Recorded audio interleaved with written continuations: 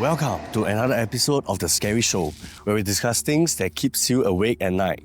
With me today at Tampines is Pink. Hi, my name is Pink. I'm an actress and host on my YouTube channel, Hell Bang. So Pink, what are some of the scariest stories that you have heard? Okay, I wouldn't say it's my personal experience, but friends I'm with. Okay. So when I was in secondary school, I went to OCH in the middle of the night. Old Changi Hospital. Yes, so it's like 2, 3 a.m. Okay, how do you guys even go to explore the place? Is it like a chalet gathering then? No, it's just like, I'm going to use some terms that I think the Gen Z won't understand. Okay. So we were just stoning Okay. at night. I understand. Okay. And then we are like, and we're actually in the central. Okay. And then being very naughty kids, we are like, okay, let's go and do something wild. So we decided to go OCH. And then when we went there, there's 6 of us, 3 girls, 3 guys, okay? We went to explore. It was really, really very quiet. I was very scared. I was really very scared, but I love thrills, okay? And then we went to a female toilet and this girlfriend was screaming and say, no such thing. And then she kicked open all the cubicle door. Like bam, bam, Yes. bam. Okay. It's like, I would imagine that it's rude right, to whoever is living there. Yeah, right? I mean, if you're at a house and then you do that. Yeah, so I'm like, okay guys, I think let's go. So after we left, then we went somewhere and then they had a review, right? So guy friend A was asking guy friend B, do you see it? Because I guess they exchanged eye contact at there and then. So after they exit the place already, they are like, do you see it? And then they actually shared what they see and it's the same thing. Okay. So when we walk out of the female toilet, it's staircase right beside the toilet. We're supposed to walk down the staircase, but before we walk, right, I realized we actually slowed down. So what happened was, when we exit the toilet, they both saw a female figure floating out and walk down the stairs. I guess that was also the reason why after we walk out of the toilet, we're supposed to go down, right? They actually slowed us down. Okay, then let me dive down to tonight's question.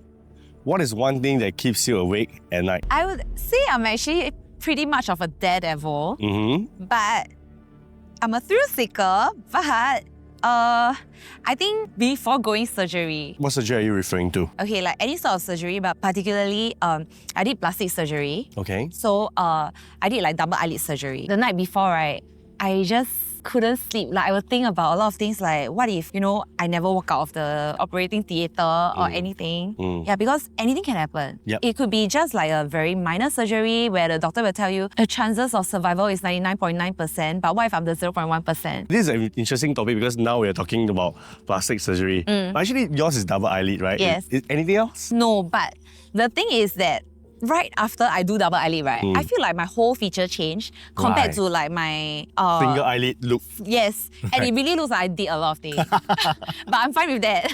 Sometimes really you just need to do one small little thing, right? It looks like you changed a lot. Some people is like, I want to have a sharper jaw, that's for myself, right? But what is the moment that makes you decide, I want to do it? I think there isn't really a moment. I'm always a very vain person since young. Okay. Oh yeah, guys, I just want to share with you all, if you all realize why I'm sitting on the left side and Yoro is sitting on the right side in this episode, that is because I begged the director to let me sit here because this is my better side. Okay, so that's why I'm sitting here. It's fine, Yeah, no problem. I'm always very vain since young. I don't think there's a moment, but I think it's since I was 15 or 16, I know I want to get double eyelid surgery. Do you consider the complications before? I mean, although it's a simple surgery, right? You really don't know what will happen because what if suddenly when you turn 25, you're allergic to something that you never knew and or some medication and I walk out of the theatre with no eyelid because I suddenly got a reaction on the operating theatre.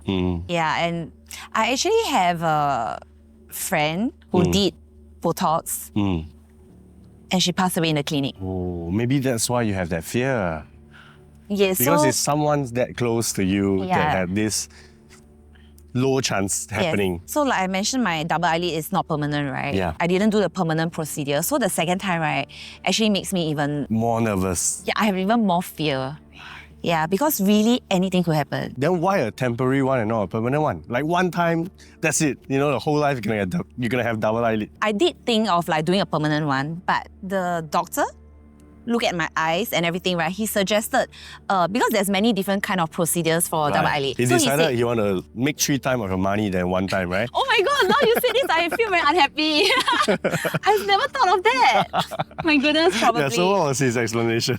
His explanation was this procedure will suit my eye shape and everything better. Like more natural. Yes. Okay. So I'm like, I mean, it's my first time, and then like he did show me like how it will be and things like that, explain the procedure to me. I'm like, okay. Then he said it will last like 5 years. True enough, 5 years later, I see one of my eyelids slowly fading off. Like the line become blending in. Yeah, Is it? it's like sometimes when I blink, it's gone. Then that's so I why you realized, need a touch up. yes, no, not touch up, redo. Redo. It's really redo. But after I did the second time, right, I was thinking like, I don't want to go through it again. Yeah, every 5 years, you Yeah. gotta face this fear Yes. again and again and So again. I feel like when I'm going to do the third time, I kind of want to ask if I can get a permanent one. When is this third time? I think in about maybe 3 years' time. Oh, okay. Because another fear I have is what if I outlive that doctor?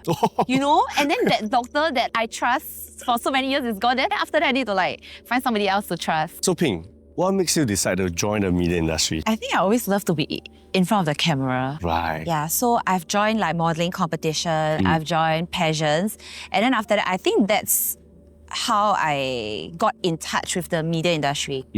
Yeah, so then I get to know some industry people, some casting, some artist manager. But in the media industry, do you think it's a very superficial industry? I think to a certain extent, but then I feel like recent years, it's not as much. You know how people always say... In the 2016 years? okay, yeah. I think last time, people always say, hey, you're so pretty, hey, you are so handsome, you should go be an actor, you should go be an actress. But really, nowadays, it's not about looks. It's really about like, people really watch the craft. Especially like, you know, we get access on Netflix to watch like, you know, other foreign countries, a lot of like award-winning shows. Yep. You're like, those people, they are not even good looking. But they attract, you know, they are very attractive. Yeah, Charismatic. I think that's yeah, the word, it's right? really not about how you look nowadays. But Yeah, I do have a lot of friends who are like pleasant looking, but they have like 10 personalities trait. And you know, because their personality is so great, right?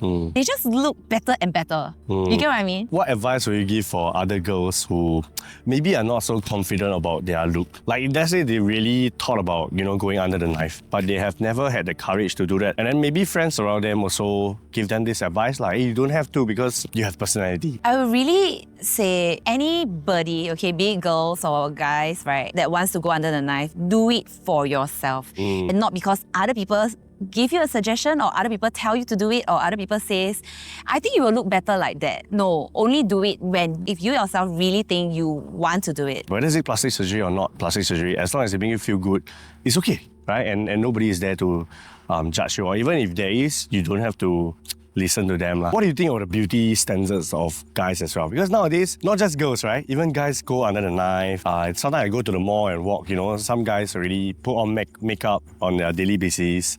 Yeah, what do you think of that change? Personally, I like guys with like, there's like no makeup. You just look raw. Like I can understand for in the media industry, you have to do it for the screen. But then like eyeliner, eyeshadow and lipstick is too much. Yeah, but do you see them? Do you see them when you like go out? I do, but I don't think they are not good looking. They are good looking, but just it's not my type. What if the world changed towards that direction? That one day, me feel pressurized that, hey, you're why never put makeup? Like, huh? Since when is putting on makeup a normal thing when I need to go out? You will stand out then.